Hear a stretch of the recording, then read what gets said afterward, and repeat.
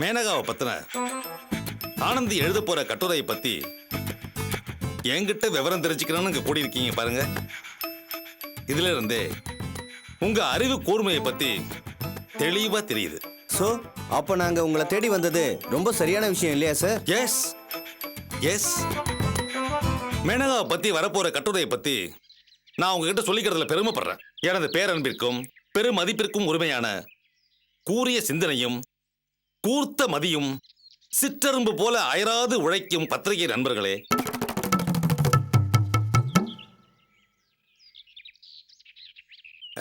இந்த இடத்துல நியாயமா கை தட்டணும். பரவாயில்ல, இது ஒன்றும் மேடை பேச்சு இல்லையே சார். தெரியும், சும்மா ஒரு பேச்சுக்கு தான். உங்களை எல்லாம் பார்க்குறப்போ ஆப்பிரிக்கா காட்டுல இறை தேடி அலையிற சிங்க கூட்டம் போல தெரியுது. அது எப்படி இறை கிடைச்ச உடனே பாஞ்சு போய் அதை பீஸ் பீஸ் ஆக்கிடுதோ, அதே போல அநீதி எங்க நடந்தாலும் நீங்க பாஞ்சு போய் அதை சின்ன பின்னமாக்கி செதறடிச்சிடுறீங்க. சிங்கத்தோட பலம் என்ன? பல்லும் நகமும் தான். அதே போல உங்களுடைய பலம் மைக்கும் கேமராவும் தான். எக்ஸ்கியூஸ் மீ சார், மேனகா கட்டுரை பத்தி சொல்லுங்க சார். வரேன் வரேன், அங்கத்தான் வரேன். இன்வெஸ்டிகேட்டிவ் ஜேர்னலிசம்ங்கிற புலனாய்வு பத்திரிகை செய்திகள்ல தமிழ்ல இதுவரைக்கும் வந்த எல்லா கட்டுரைகளையும் தூக்கி சாப்பிட்ற அளவுக்கு இருக்க போது இந்த மேனகாவோட கட்டுரை. ஆனந்தி ஒரு பத்திரிகையாளரா இருக்கலாம், ஆனா அவளோட சித்தப்பாவும் பிரபல அரசியல் தலைவருமான நான் தான் அந்த கட்டுரையோட மூளை முடுக்கெல்லாம் அலைஞ்சு திரிஞ்சு அந்த கட்டுரையோட ஆதாரங்களை தோண்டி திருணுவது யாருன்னு நினைக்கிறீங்க? இந்த திருவேங்கடம் தான். அட, ஆச்சரியமா இருக்கே சார். இதுல என்ன ஆச்சரியம் இருக்கு? இவ்வளவு பெரிய சாதனையை பண்ணிருக்கீங்க, ஆனா அமைதியா அடக்கமா இருக்கீங்களே. அது என் சுபாவங்க. என்னுடைய கடுமையான உழைப்பு தான் இந்த கட்டுரையோட ஆணி வேறு. இருந்தாலும் ஆனந்தி ஒரு பத்திரிகையாளர், என்னுடைய அண்ணன் பொண்ணு. அதனாலதான் அந்த கட்டுரையில என் பேரை போட்டுக்க நான் விரும்பல. பொதுவாகவே மற்றவங்களை போல எனக்கு சுயத்தம்பட்ட பிடிக்காது. நம்மளை பத்தி நாமே பேசிக்க கூடாது சார். ஊர் பேசணும், உலகம் பேசணும். திருவேங்கடம் புகழுக்கு ஆசைப்படாதவன், தன் பெயருக்கு அனாவசியமான விளம்பரம் தேடாதவன். இத உங்க பத்திரிகையில முதல் பக்கத்துல கொட்டை எழுத்துல போடுங்க. என்ன போட்டோ எடுக்க போறீங்களா? ஆமா சார். அதெல்லாம் சொல்லிட்டு செய்யணுங்க. ஒரு நிமிஷம். இப்ப எடுத்துங்க.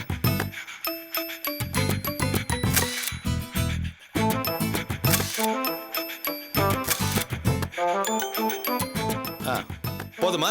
போதும் சார். ஒரு முக்கியமான விஷயம், இத பிளாக் அண்ட் ஒயிட்ல போடாம கலர்ல போடுங்க. ஏன்னா பிளாக் அண்ட் ஒயிட்ல என் பர்சனாலிட்டி அவ்வளவா வெளிப்படாது. Okay sir. சார், அந்த கட்டுரையை பத்தி ஒரு சில பாயிண்ட் சொன்னீங்கன்னா முதல் பக்கத்திலே போட்டுடலாம் சார். அது மேனகாவை பத்தின பல உண்மைகளை புட்டு புட்டு வைக்க போகுது. இதுக்கு மேல சொன்னா சிக்கலாயிடும். என்ன சார், பெருசா பிரஸ் மீட் வச்சுட்டு டீட்டெயிலா எதுவுமே சொல்ல மாட்டேங்கிறீங்க?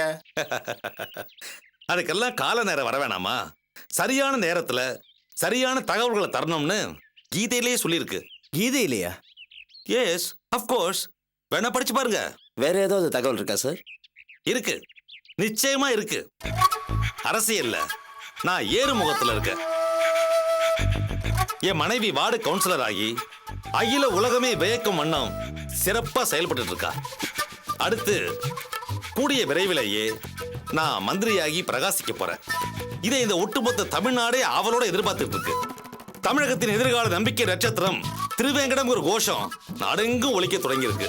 இதுதான் நான் உங்களுக்கு சொல்ற செய்தி. சார், என்ன சார் உங்களை பத்தியே சொல்லிட்டு இருக்கீங்க? வேற ஏதாவது சொல்லுங்க சார். நல்ல கேள்வி, குட் கொஸ்டின். அமெரிக்க ஜனாதிபதி தேர்தலில் போட்டியிடவங்களை பத்தின என்னோட கருத்தை அடுத்த பிரஸ் மீட்ல சொல்றேன். நன்றி, வணக்கம். சார், மேனகாவை பத்தி ஆனந்தி எழுத போற கட்டுரையில முக்கிய பகுதிகளை தரதா தான் பிரஸ் மீட்டே கூட்டினீங்க. இப்ப இப்படி பேசுறீங்க. மறுபடியும் நாங்க ஆனந்தியை பாத்துக்கிறோம் சார். ஐயோ, அவசரப்படாதீங்க. ஆனந்தியை பார்க்கறதுனால உங்களுக்கு எந்த பிரயோஜனமும் கிடையாது. இன்னைக்கு ராத்திரிக்குள்ள நான் உங்களுக்கு சரியான தகவலை தரேன். என்ன நம்புங்க. இப்போதைக்கு கலைஞ்சு போலாம். வணக்கம். வாங்கய்யா, போவோம். இதனால ஊதார் விட்டுருக்குறான். அதான் சொல்றான்னு சொல்லி. ஆமா, முக்கியமான செய்தி. எப்படியாவது இதை வந்து collect கலெக்ட் பண்றப்போ ஏங்க என்னங்க இது? இந்த தகவல் உங்களுக்கு எப்படி தெரியும்? என்னடி இப்படி கேட்டுட்ட? எனக்கு தெரியாத ஒரு செய்தி உண்டா? எனக்கு தெரியும்டி. என்னவோ செஞ்சு தொலைங்க, எனக்கு ஒண்ணுமே புரிய மாட்டேங்குது. என்ன இப்படி சொல்லிட்டு போறா? கவுன்சிலர் ஆனதுக்கு அப்புறம் மரியாதை கொஞ்சம் தேகிற மாதிரி இருக்கு. இருக்கட்டாண்டி, மந்திரியே எல்லாத்தையும் சரி பண்றான்.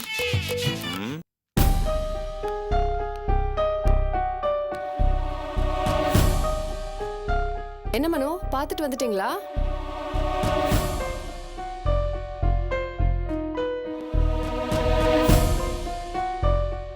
இந்தாங்க தண்ணி குடிங்க.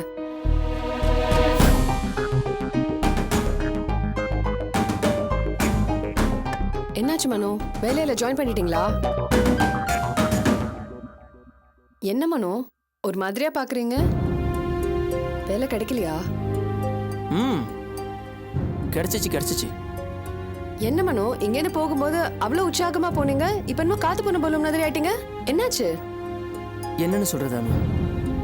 என்னமோ பெரிய வேலைக்கு இன்டர்வியூ போற மாதிரி பில்டப் பண்ணி அந்த கிருஷ்ணன் என்ன கூட்டிட்டு போனாரு. அது ஒரு ஹார்ட்வேர் கடையில பில் போடுற சாதாரண வேலை. அதுக்கு எதுக்கு நான் எழுத படிக்க தெரிஞ்ச ஒரு பொடி பையன் பண்ற வேலை? அது எரிச்சலா போச்சு. நான் ஐடிஐ படிச்சுட்டு கொஞ்ச நாள் பிசினஸும் பண்ணிட்டு அந்த வேலையை எப்படி அனு நான் பாக்குறது? என்னன்னு என்னையே பாக்குற? எனக்கு முதல்ல ஒரு சத்தியம் பண்ணி கொடுங்க. என்ன என்ன சத்தியம்? நீங்க முதல்ல சத்தியம் பண்ணுங்க, அப்புறம் என்ன விஷயம் சொல்றேன். இல்ல அனு, அது எது?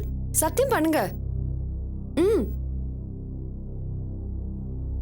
சரி, சத்தியம். இனிமேலாவது சொல்லு, என்ன விஷயம்?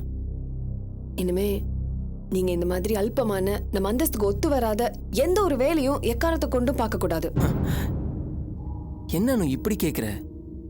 அந்த காரணத்தினால தானே நான் வேலையே வேண்டான்னு சொல்லிட்டு வந்திருக்கேன். மனு, இன்னைக்கு நீங்க காட்டுற இதே மன உறுதியை எப்பவும் காட்டணும். ஏதோ சின்ன சின்ன பிரச்சனைங்க வருதுங்கிறதுக்காக இந்த மாதிரி எடுபடி வேலையெல்லாம் ஒத்துக்கூடாது. நமக்குன்னு ஒரு அந்தஸ்து இருக்கு மனு. ஆமா அனு, நானும் அப்படித்தான் நினைக்கிறேன். அதனாலதான் அபி அக்கா சொல்லி அனுப்பியும் இந்த வேலையை வேண்டான்னு சொல்லிட்டு வந்திருக்கேன். இது பாருங்க, உங்க அபியக்கா பத்தி மட்டும் ரொம்ப பெருசா பேசாதீங்க. அவங்க என்னமோ நம்மள 2ஆம் தரம் 3ஆம் தரம் மாதிரி ட்ரீட் பண்ணிட்டு இருக்காங்க. இந்த மாதிரி ஒரு இடத்துல இந்த மாதிரி ஒரு வீடு பார்த்து கொடுக்கும் போதே எனக்கு டவுட்டா இருந்துச்சு. ஆனா இப்போ வேலை விஷயமாவும் அவங்க எண்ணம் என்னன்னு நல்லா தெரிஞ்சு போச்சு. மனோ, நீங்க அபியானியோட கூட பிறந்த தம்பி தானே, வேத்தாலும் இல்லையே. அப்படி இருக்கும்போது அவங்க இப்படி நல்லா இருக்கிறப்ப எதுக்கு உங்களை மட்டும் இவ்வளவு அல்பமா நடத்தணும்?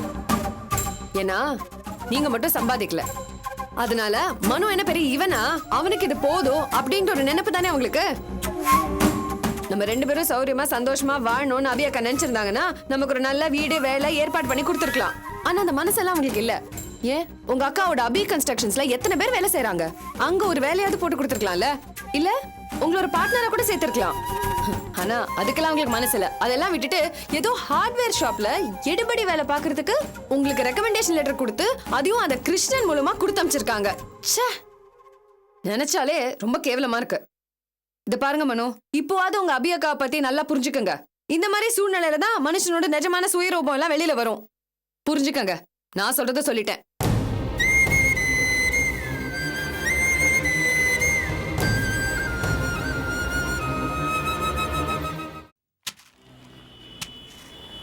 ஏன்பா மேனகான ஒருத்தங்க வெளிநாட்டுல இருந்து வந்திருக்காங்களாம். அவங்கள பத்தி ரொம்ப பரபரப்பா பேசிட்டு இருக்காங்க. ஆமாப்பா, நானும் பேப்பர்ல படிச்சேனே. அப்படியா? அதேதான் விஷயம். அந்த மேனகா ஊருக்குள்ள வந்த அன்னைக்கு உள்ள வராத வெளியே போன்னு ஆர்ப்பாட்டம் நடந்துச்சே, அதை மறந்துட்டீங்களா? ஓ, அந்த மேனகா தான் இவங்களா? ஆமா, அந்த மேனகா சென்னை வந்த அன்னைக்கு உள்ள வராத வெளியே போன்னு ஒரே ஆர்ப்பாட்டம் நடந்துச்சே, அதை மறந்துட்டீங்களா? அந்த மேனகா பத்தி புதுசா ஒரு புத்தகம் வருதான், கேள்விப்பட்டியா? அப்படியா? வெளிநாட்டுல பிசினஸ் என்ற பேரால பல தில்லு முழுகளை பண்ணிருப்பாங்க. இங்கேயும் அதே வேலையை காட்டலாம். ஆமா.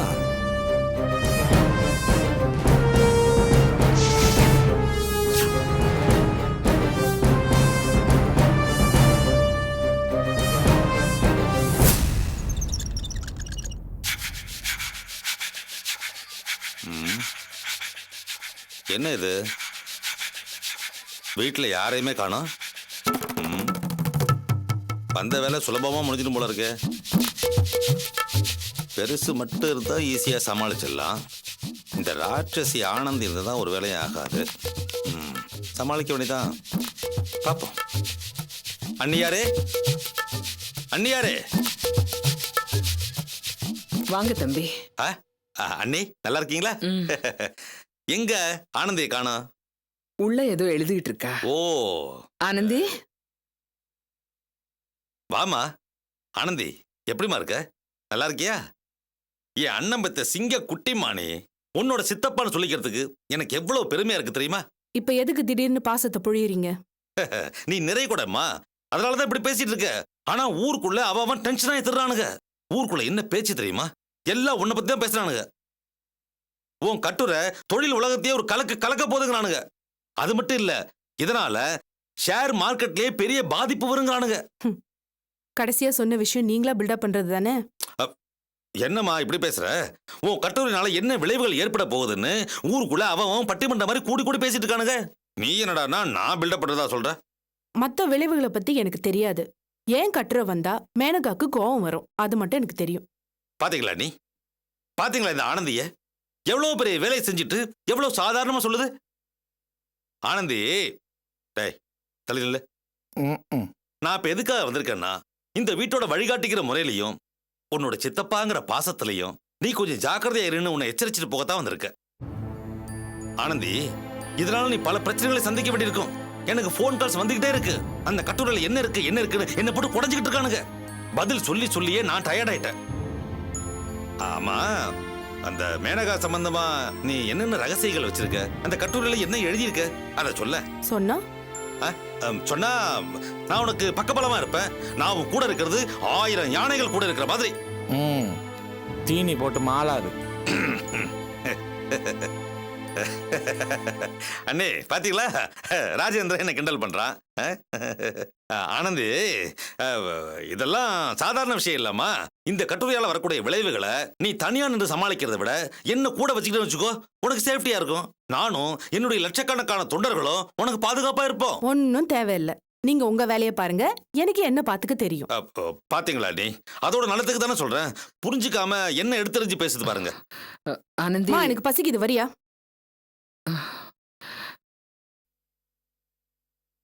இதோ ஒரு நிமிஷம் உட்காருங்க. வந்ததுக்கு நல்லா வாங்கி கட்டியாச்சுல, கிளம்புறது. ஆளப்பாரு. ராஜேந்திரா, இங்க வாடா. ஏன்? அட இங்க வாடா. இன்னும் பக்கத்துல வாடா. அட வாடா. என்ன? என்னடா ஆனந்த் இப்படி டப்புன்னு எடுத்தறிஞ்சு பேசிட்டு போற? அது எப்போ நடக்கிற விஷயம் தானே, புதுசா கேக்குறீங்க? ஆமா, என்ன சமாச்சாரம்? ஏதோ புதுசா பேசிட்டு இருக்கியே, எனக்கு ஒண்ணுமே விளங்கல. அப்படி கேளுடா, நான் உனக்கு விளக்கமா சொல்றேன். அது ஒண்ணும் இல்லடா. இந்த மேனகான்னு ஒருத்தி இருக்கால, அவளை பத்தி இவ ஏதோ கட்டுரை எழுதியிருக்காளாம். இவ எழுதுனதுல பாதி பொய்ன்னு வச்சுக்க.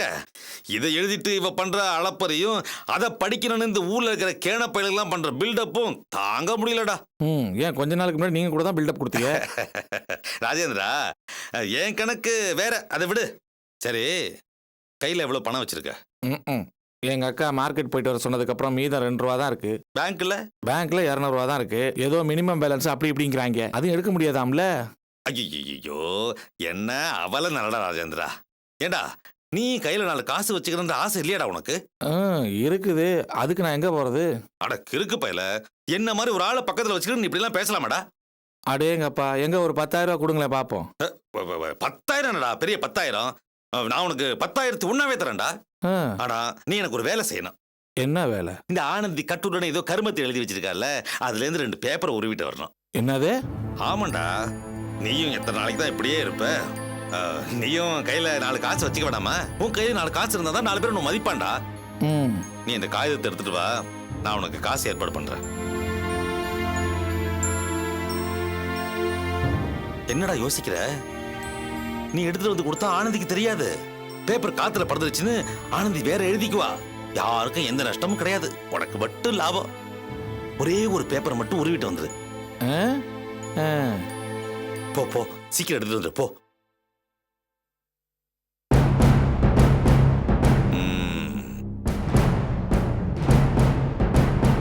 பையன் பரவாயில்ல, பழைய பகையெல்லாம் மறந்துட்டான் போல இருக்கு. காசுட்ட உடனே பட்டான்னு கவுதுட்டானே. அட துரோகி பயல, உண்ட வீட்டுக்கே ரெண்டகம் பண்ணானே. ச்சே, துரோகம்னாலே நமக்கு அலர்ஜியா இருக்குப்பா.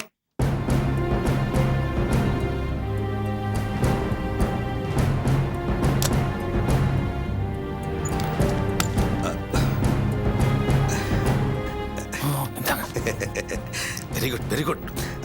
அப்புறம் உனக்கு 10,000 தரணும்ல, இந்த காகிதத்தை கரன்சியா மாத்தி நெக்ஸ்ட் மீட்டிங்ல செட்டில் பண்ணிடுறேன். பரவாயில்ல, பணம் உங்ககிட்ட தானே இருக்கு, மெதுவா வாங்கிக்கிறேன். முதல்ல நீங்க வாங்குங்க. அப்புறம் அண்ணி கேட்டாங்கன்னா ஏதோ அவசர அரசியல் மீட்டிங்னு போன் வந்துச்சு, அதான் புறப்பட்டு போயிட்டாரு சொல்லிடு. வரட்டுமா?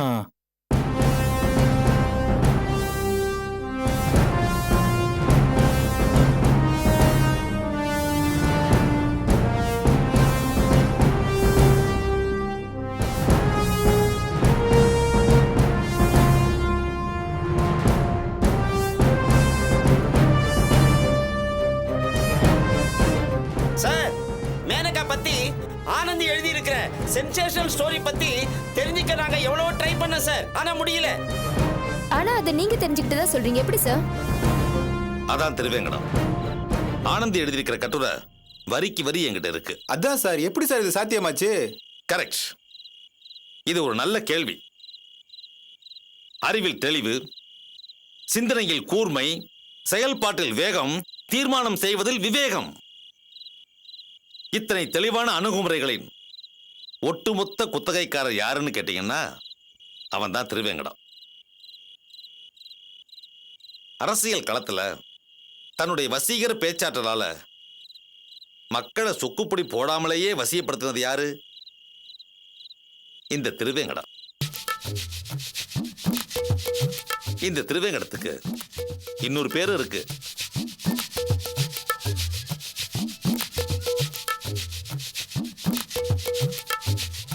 அது என்ன பேருன்னு நீங்க கேட்கலாம், கேட்க ஆசைப்படலாம். அது என்ன பேர் சார்? சிந்தனையாளன். திருவேங்கடம்னா சிந்தனை, சிந்தனைனா திருவேங்கடம். கஷ்டகாலம். என்ன சார், இன்னொரு பேர் இவ்வளவு சாதாரணமா இருக்கு? என்னுடைய இன்னொரு பெயர் பாட்சாவோ தளபதியோன்னு நீங்க கற்பனை பண்ணிக்கிட்டா அதுக்கு நானா பொறுப்பு. அந்த திரை நாயகர்கள் ஆயுதம் தூக்குனாங்க, நான் எடுத்திருக்கிறது ஆயுதம் தான், அறிவாயுதம். அதை யூஸ் பண்ணித்தான் ஆனந்தி பண்ண ஸ்கூப் நியூஸை நான் கொண்டு வந்திருக்கேன். அதை சொல்றீங்களா சார்? சொல்றேன். ஆனந்திங்கிற ஒரு தனி நிருபர் அதனுடைய பயனை அடையிறதை விட என்னுடைய அத்தனை நிருபர் நிருபிகளும் அதனுடைய பயனை அடையணும்னு நான் நினைக்கிறேன். இருப்பா, இது என்ன கலர் கேமராவா இல்ல பிளாக் அண்ட் ஒயிட்டா? சார், கேமராவிலலாம் பிளாக் அண்ட் ஒயிட் கலர்னு கிடையாது சார், அதெல்லாம் ஃபிலிம்ல உள்ளது. ஓஹோ, சரி, என்ன ஃபிலிம் போட்டிருக்க? சார், இது டிஜிட்டல் கேமரா சார். அப்படின்னா இதை போட்டோ எடுத்து சிஸ்டத்தில் ஏற்றி அதை சீடியை ரைட் பண்ணி கையில் கொடுத்துருவாங்க சார். ஓஹோ, இது கம்ப்யூட்டர் கேமராவா? அதை முதல்ல சொல்ல வேண்டியதானே. எடுக்கிற படத்தை பார்க்குற மாதிரி நல்லா தெளிவாக எடுக்கணும், எழுதுகிற கட்டுரையை நல்லா புரிகிற மாதிரி தெளிவாக எழுதணும். இதான் ஒரு பத்திரிகைக்காரனுடைய இலக்கணம். சார், டைம் ஆயிடுச்சு, ரொம்ப நேரமா வெயிட் பண்றேன் சார். எதுக்கு? பாத்ரூம் போணுமா? அப்படியே போய் லெஃப்ட் திரும்பினா. அது இல்லை சார், அந்த மேனகா கட்டுரையை பத்தி சொல்லுங்க சார். ஓகே, இதை இப்போ வெளியிட போறேன். இதன் மூலம் என்னுடைய புகழ், தமிழகத்துக்கு மட்டுமே தெரிஞ்ச என்னுடைய புகழ் இந்தியா, இலங்கை, மலேசியா, சிங்கப்பூர், தாய்லாந்து, மத்திய கிழக்கு நாடுகள், வளைகுடா பகுதிகள், இன்னும் Australia. Sir please sir. Okay okay, இந்த கவரில் அந்த ஸ்கூப் செய்தி, அந்த சென்சேஷனல் ஸ்டோரி வரிக்கு வரி இருக்கு.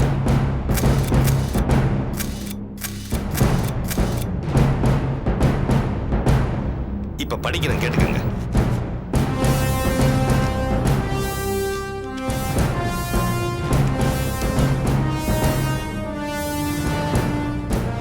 படிக்கட்டுமா?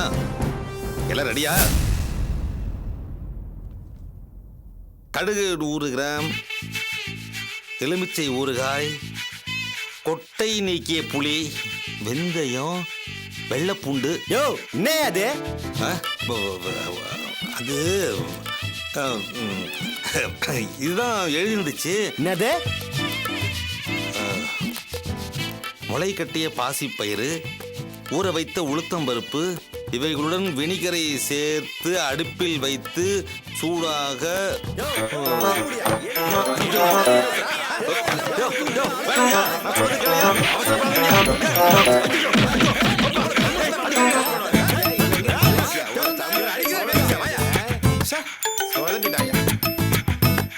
அப்புறம் உனக்கு 10,000 தரணும்ல, இந்த காகிதத்தை கரன்சியா மாத்தி நெக்ஸ்ட் மீட்டிங்ல செட்டில் பண்ணிடுறேன். பரவாயில்ல, பணம் உங்ககிட்ட தானே இருக்கு, மெதுவா வாங்கிக்கிறேன். முதல்ல நீங்க வாங்குங்க.